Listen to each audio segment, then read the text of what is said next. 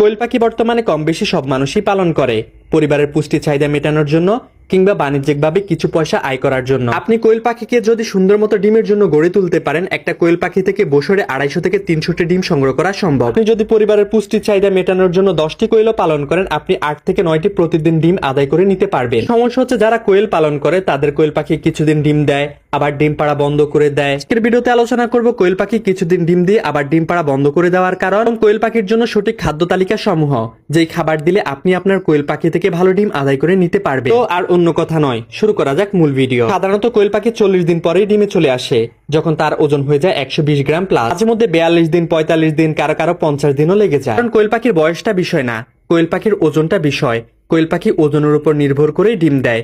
যখন আপনার কোয়েল পাখির বয়স 120 গ্রাম প্লাস হয়ে যাবে, ধীরে ধীরে সে ডিমে আসা শুরু করবে। ওজনের সাথে আরেকটি বিষয় গুরুত্বপূর্ণ, জাত হতে হবে অরিজিনাল জাপানি।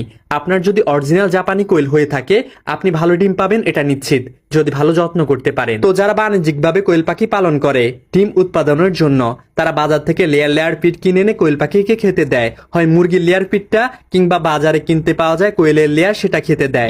লেয়ার পিটটা 100% সকল খামারে দিয়ে থাকে, এই ভুলটা করা যাবে না। আপনি হচ্ছে লেয়ার পিটটা দেবেন 80%, এই 80%-এর সাথে 20% দিবেন ব্রয়লার ফিড। লেয়ার পিটটা যদি খায়, তাহলে আপনার কোয়েল পাখি ডিম পাড়ার জন্য যা যা প্রয়োজন এই পিট থেকে পেয়ে যাবে।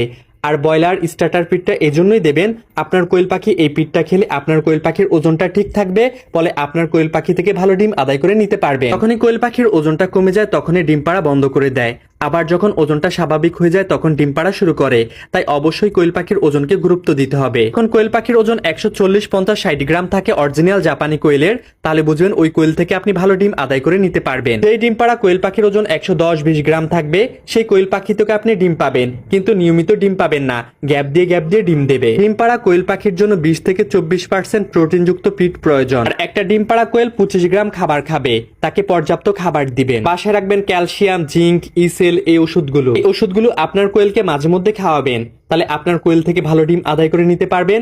আপনার কোয়েল ভালো থাকবে, সুস্থ থাকবে, অনেক ভালো ডিম দেবে। বন্ধুরা, ভিডিওটা ভালো লাগলে লাইক করুন, কমেন্ট করুন, শেয়ার করে আপনার টাইমলাইনে রেখে দিন, যে কোনো সময় আপনার কাজে লেগে যাবে। হাফেজ, আসসালামু আলাইকুম।